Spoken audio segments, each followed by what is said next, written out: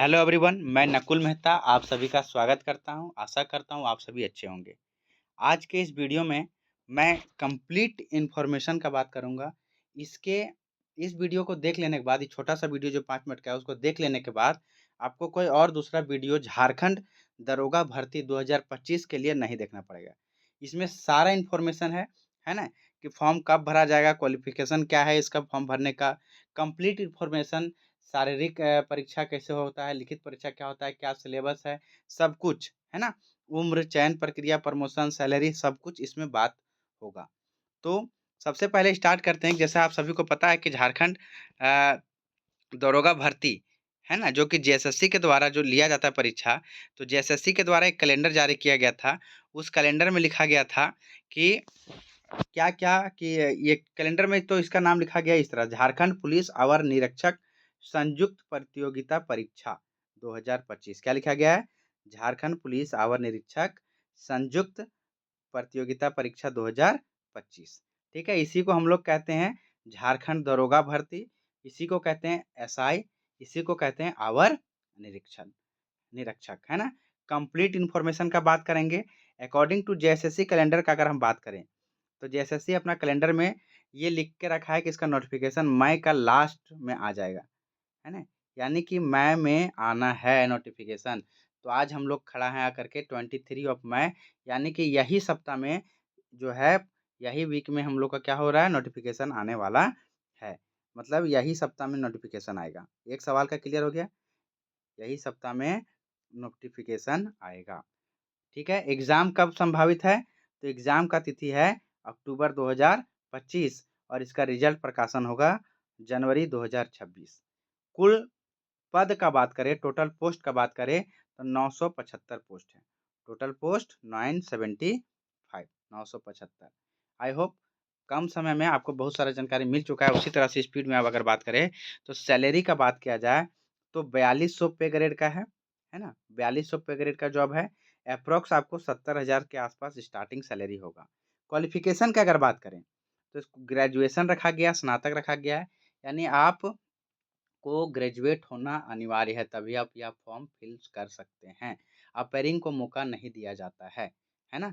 BA जिसको कहते हैं, बीएससी करता है, बीकॉम करता है, बीटेक करता है, तो इस प्रकार का जो डिग्री है इसी को बैचलर डिग्री कहा जाता है, इसी को ग्रेजुएशन वाला डिग्री कहा जाता है। तो आपके पास ये डिग्री है तो आप एलिजिबल हैं, है ना? अगर उम्र का बात करें, उम्र का अगर बात किया जाए ऐज का, तो मिनिमम ऐज जो होना चाहिए 21 ईयर, कम से कम आपको 21 साल होना चाहिए। मैक्सिमम ऐज का अगर बात करें तो जनरल के लिए 26 साल, बीसी 1 बीसी 2 के लिए 28 साल और एसटी एसटी के लिए 30 वर्ष रहता है ना? और ऐज का जो कट ऑफ डेट है, यानी ऐज जो काउंट होता है वह 1/8/2025 से इस वैकेंसी में काउंट होगा, यानी 1 अगस्त 2025 कट ऑफ डेट रखा गया है जिस दिन आपका एज काउंट होगा।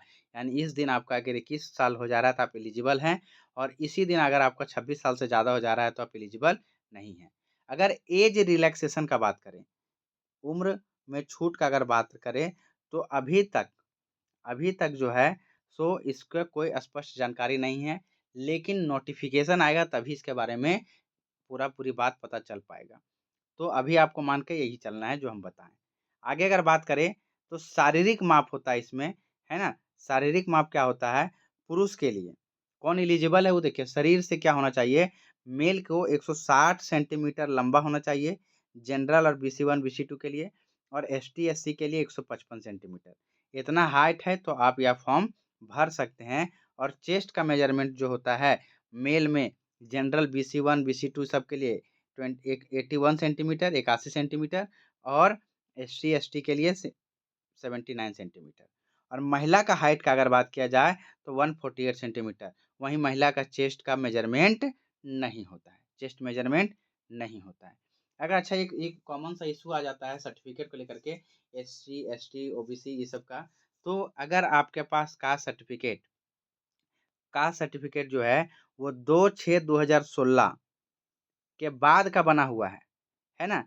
तो एसडीओ लेवल का चाहिए, और 19/7/2019 के बाद का बना हुआ है तो सीओ लेवल का चल जाएगा। इसके बारे में डिटेल जानकारी जो है कास्ट सर्टिफिकेट वाला बनाए हुए हैं वीडियो, तो इस वीडियो के नीचे एक लिंक में दे देंगे उसका डिस्क्रिप्शन में, अगर आपको इसके बारे में ज़्यादा डिटेल चाहिए तो। अच्छा, आप समझिए एग्ज़ाम पैटर्न जो होता है ना? एग्ज़ाम पैटर्न 3 तरह का होगा। इसमें फिज़िकल एग्ज़ाम सबसे पहले होगा, फिज़िकल एग्ज़ाम होगा, फिर रिटेन एग्ज़ाम जो एमसीक्यू होता है, उसके बाद मेडिकल होगा।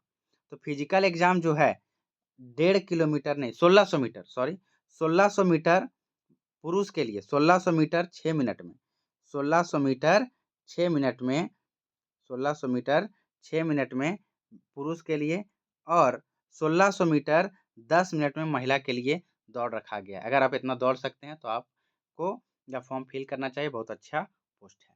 पहले क्या हुआ करता था, 10 किलोमीटर का दौड़ होता था और 60 मिनट मिलता था मेल को, और 5 किलोमीटर के लिए फीमेल को मिलता था 40 मिनट में। तो इसका संशोधन हो गया है ना? नोटिफ़िकेशन से क्लियर हो जाएगा, लेकिन ये वाला होने वाला है। उसके बाद रिटेन एग्ज़ाम होगा, अगर आप फिज़िकल क्वालीफ़ाई कर जाइएगा, क्योंकि इसमें पहले फिज़िकल होने की बात है।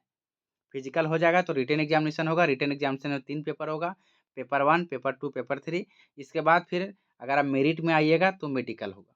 अब रिटेन एग्ज़ाम के बारे में अगर बात करें तो पेपर 1 क्वालीफाइंग नेचर का होता है, इसमें 33% अंक लाना ज़रूरी है। 60 क्वेश्चन हिंदी से, 60 क्वेश्चन इंग्लिश से, 120 क्वेश्चन, है ना? इसी में से आपको 33% लाना है संयुक्त रूप से मिला कर के, है ना? इसी को अगर उत्पाद सिपाही वाला या झारखंड पुलिस वाला पैटर्न पे लिया जाए तो 80-40 कर सकता है। यानी कि 80 क्वेश्चन हिंदी, 40 क्वेश्चन इंग्लिश, 120, यानी कोई दोनों में कोई एक ही रहेगा। ऐसा नहीं कि दोनों रहेगा। तो ये बात क्लियर है कि नोटिफ़िकेशन से क्लियर होगा, लेकिन आप जानिए हिंदी, इंग्लिश का एग्ज़ाम होगा, 33% लाना अनिवार्य है। इसका मेरिट में कोई योगदान नहीं है, मेरिट में इसको नहीं जोड़ा जाएगा। पेपर 2 क्षेत्रीय एवं जनजातीय भाषा का रहेगा। पेपर 2 क्षेत्रीय एवं जनजातीय भाषा, जैसे कोई ले लिया नागपुरी, खोरठा, है ना? संथाली, मुंडारी, जो भी भाषा हो, है ना? तो उसका 100 क्वेश्चन, यानी कि 100 क्वेश्चन पेपर 2 का, और पेपर 3 का जो रहेगा 120 क्वेश्चन।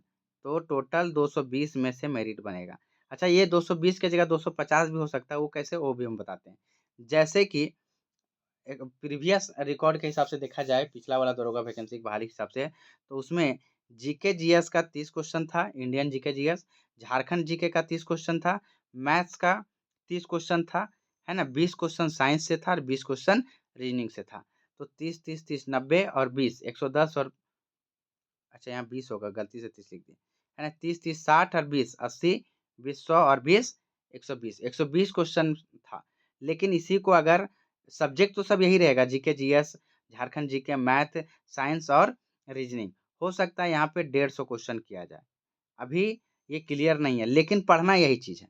तो हो सकता है 10-10 क्वेश्चन करके बढ़ा दिया जाए, 150 क्वेश्चन हो जाएगा, है ना? तो यहाँ से आप लोगों को सारा जानकारी मिल गया होगा। अब लास्ट में सम अप करते हैं बात को, कि पत्र 2 का 100 क्वेश्चन और पत्र 3 का 120 या 150 जो भी रहेगा, है ना? इसी से आपका मेरिट बनेगा। पेपर 1 क्वालीफाइंग नेचर है। बाकी संपूर्ण जानकारी हम इस वीडियो में, छोटा-सा वीडियो में बिना समय बर्बाद किए हुए दे दिए हैं। फिर भी अगर कोई डाउट रह जाता है तो आप कमेंट करिए, उसका जवाब ज़रूर देंगे। अगर अच्छा लगा तो प्लीज़ इसको शेयर कर दें, और सब्सक्राइब नहीं किए हैं चैनल को तो एक बार सब्सक्राइब ज़रूर कर लें। तो थैंक यू ऑल, अब मिलते हैं नेक्स्ट वीडियो में। तब तक के लिए आप सभी का बहुत-बहुत धन्यवाद, अगर यहाँ तक रुके हैं।